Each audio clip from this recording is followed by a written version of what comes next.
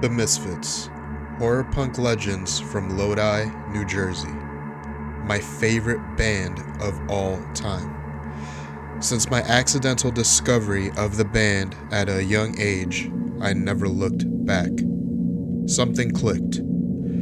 Aesthetics and themes from horror movies from past decades such as the 60s and 70s, it was one of the first things that piqued my curiosity about the band as a kid. Now, in this video, I finally get to connect with all you true fiends out there and share my top 5 favorite albums by the Misfits. I've also included an honorable mentions category before we get into the top 5. And also, before we get into this horror business, I want to state that I do not follow or believe any of these bands or artists' political stances or ideologies. I also want to give a shout out to all the new subs over the past month and everyone in the comments section in my last video. And don't forget to give this video a like. We most likely won't always agree on most things, but if you dig this type of content, please do subscribe. Do it up in the comments section. Let me know of your gripes and let me know your personal top 5 albums from the Misfits as well. It sure motivates me to make more content.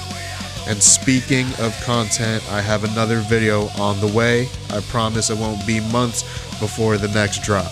Now, with all of that out of the way, let's get into my personal top 5 from the Misfits.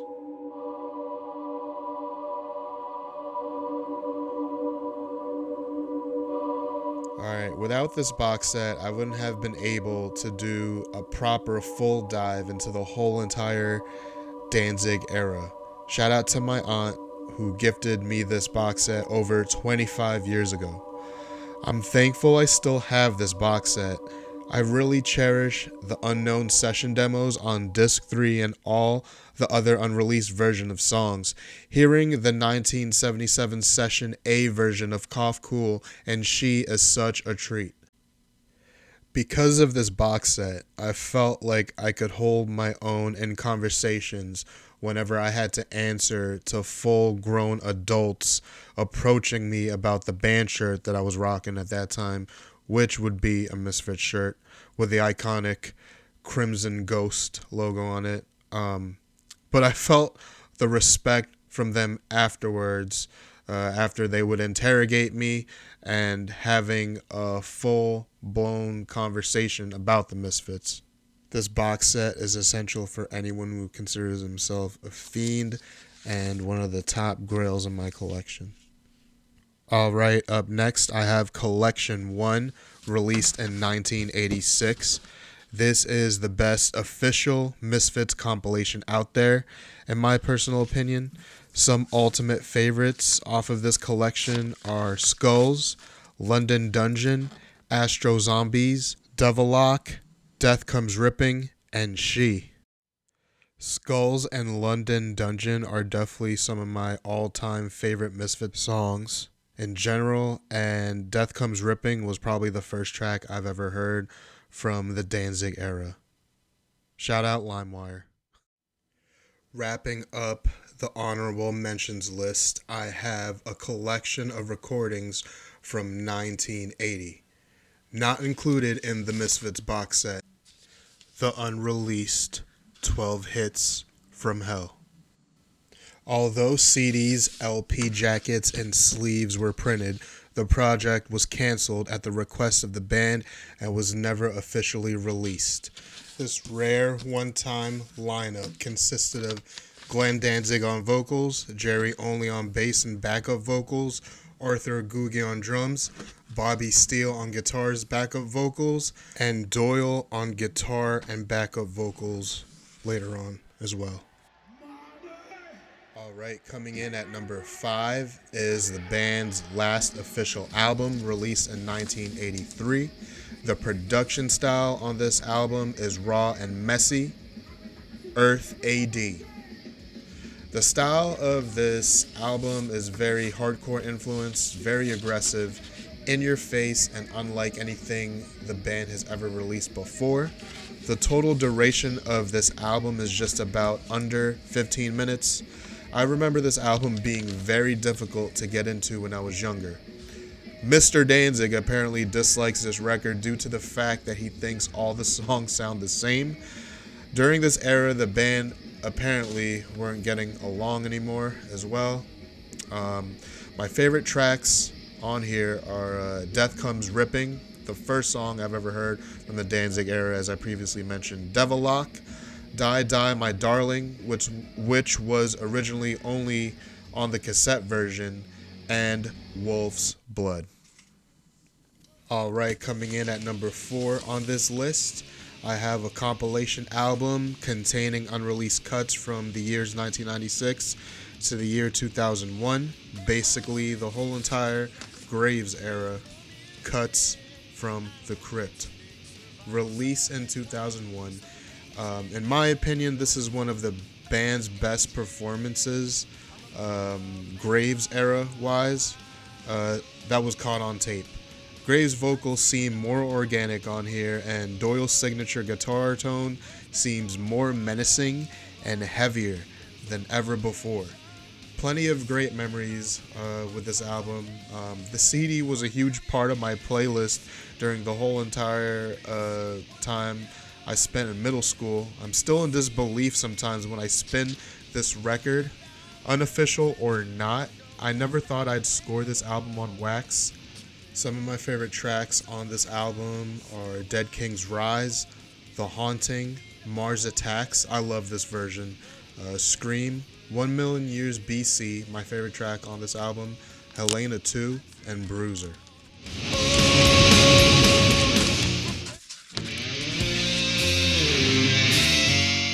Alright, coming in at number 3, I have 1999's Famous Monsters. It took a lot of thought to put this album in the 3rd spot, but this album is such an essential to my musical DNA. People have mixed reviews on this, but I don't care. Straight Up includes 3 of my favorite Misfits songs of all time, and that would be Scream, Saturday Night, and Descending Angel. This was the second album I ever owned from the band. Shout out to my father for supporting the cause and taking me to Coconut's music store and copying it for me. This was released on Roadrunner Records. The production on this album is top tier. It also includes the iconic Scream music video directed by the legendary George A. Romero. And it also was featured on Romero's film Bruiser. And during this album cycle, the Misfits would also join Vampiro on screen, WCW Pro Wrestling, and were involved in active storylines in the late 90s and early 2000s. Some other favorites off of this album are tracks like Lost in Space, Helena, Them, and Fiend Club. Oh, also Hunting Humans. This album was one of my main sources for escapism as a kid. I could put the CD on and be transported to a place where every day was Halloween. And in turn, I would have no worries and I'd be totally in my happy place. This album is so catchy that even some of my friends that don't even listen to this genre of music or even know anything about the Misfits ended up buying the CD. For better or for worse, this is one of my favorite albums of all time.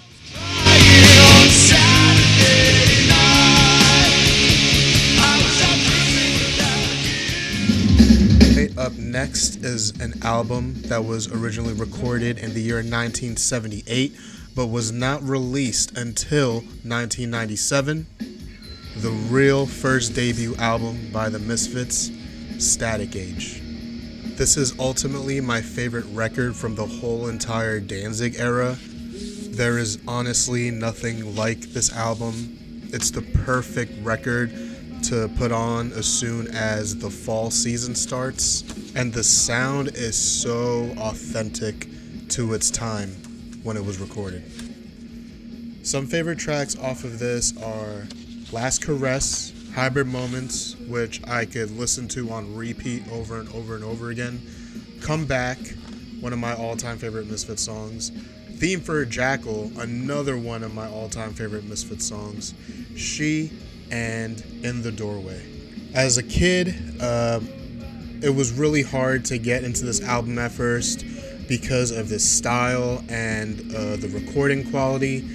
But after many years of listening, this album has aged well like fine wine. Static Age is literally a true essential to the whole entire Misfits discography. You haven't given Static Age a listen yet, you are decades late. Stop this video right now and listen to the whole entire damn thing.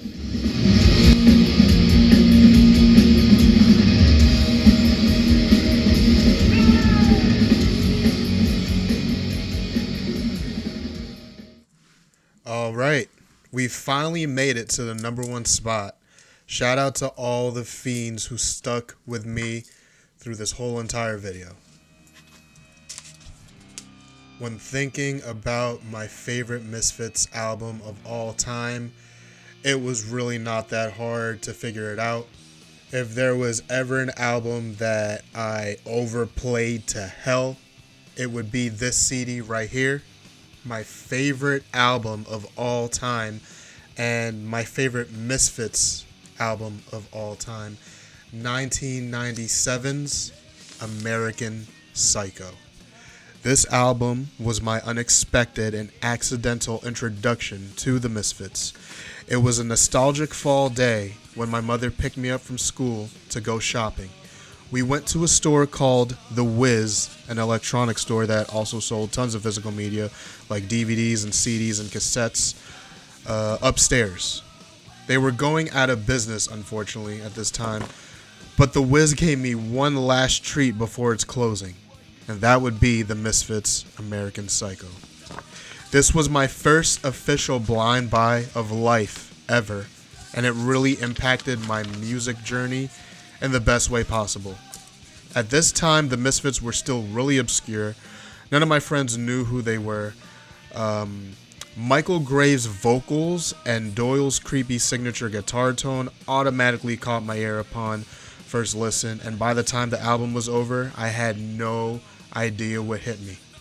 I couldn't believe that I was just finding out about this band at the time that I did. Such a memorable moment in my life. So shout out to my mother for taking me to The Wiz.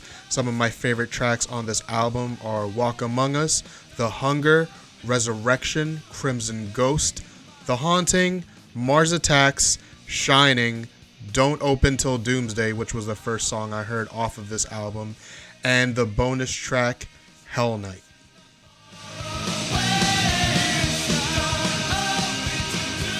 Only imagine how the comments section is going to look like in a few, but nonetheless, I look forward to reading all of your top 5 albums by the band, some things you disagree on, and maybe some things you can relate to. I want to close this video with a few closing statements. I want to get into my introduction to the band. So, as I previously just mentioned, it was an accident. My first time hearing about the Misfits was not the Danzig era. It was the Michael Graves era. Also, Project 1950. I wanted to troll you guys so hard and put this at the #1 spot for just a second, but I'm like, nah. But I just want to get into like this funny story about Project 1950 and how I discovered the album. So back in the day, during AOL dial-up days, it was really hard to find out information on the Misfits. Pictures, videos, anything. I mean, YouTube wasn't even a thing back in that day. So the only way that I can find anything on the Misfits was either their official website or in forums that I totally forgot about now. Like, I don't know any of the names of these forums that I used to dabble in, but that's how I got all my information. And for some reason, the promotion of this album, it was very like low key. So I had no idea, I didn't know anything about this. I was hoping that this would be the third, fourth album with Michael Graves, but unfortunately that was not the case. So I took a chance. My cousin and I went to the mall and we're walking around. I stumbled upon an FYE and I saw the album, Project 1950. I haven't heard any of the songs prior to, but when I went home and I popped in the CD, I was so disappointed. I was so disappointed, man. I could not believe that I spent my only money that I had on this trash.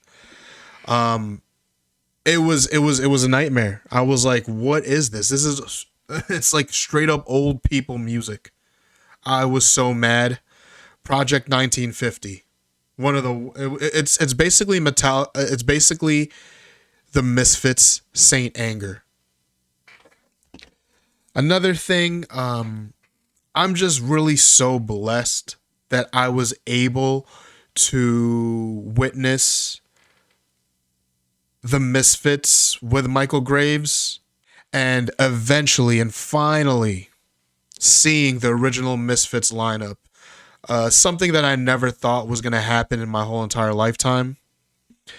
And I'll get into that in just a bit. But going back to seeing the Michael Graves version of the Misfits, I believe it was the year 2009. Danzig was set to play a show at Starland Ballroom in Sayreville here in New Jersey on December 26th of 2009. Like I said, I'll put the poster up here on the screen. And that same day, so I already knew about this show. I wasn't planning on going because I'm not like the biggest Danzig fan. However, I am a huge Samhain fan. So I was like 50-50. I was like, school day, blah, blah, blah. But later on, I went on MySpace. And then I find out that, because I follow Michael Graves on MySpace back in the day, and he posted that he was going to do a surprise set with Gorgeous Frankenstein, with Dr. Chud on the drums. And I'm like, oh my God, I need to go. So last minute, did an impulse buy. I believe I was a senior in high school now, so I already had my license. And then I booked it all the way down the shore to Starland Ballroom. I don't know if any of my friends believe me when I say that I witnessed this damn thing, but thank you, YouTube. I went on YouTube and I found footage, so shout out Anthony A.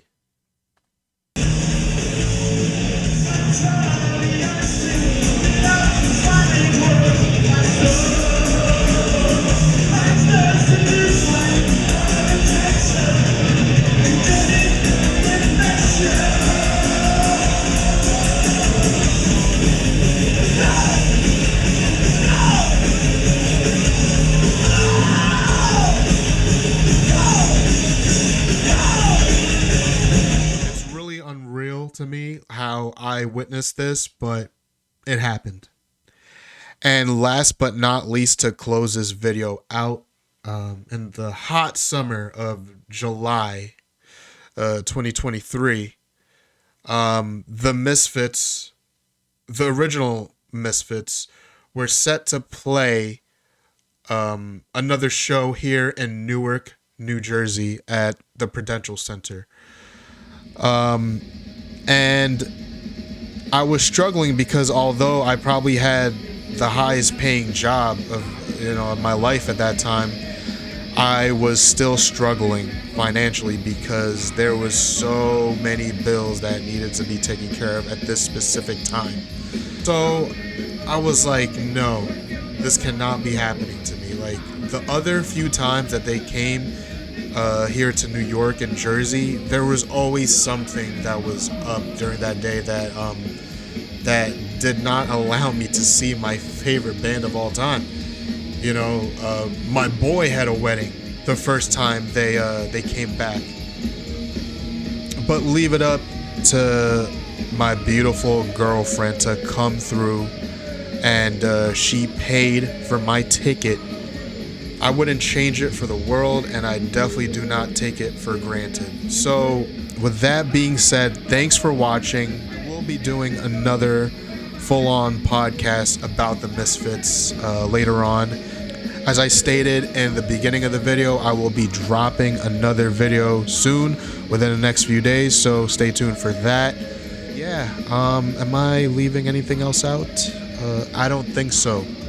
With that being said, shout out Cult, and I will see all of you guys on the other side.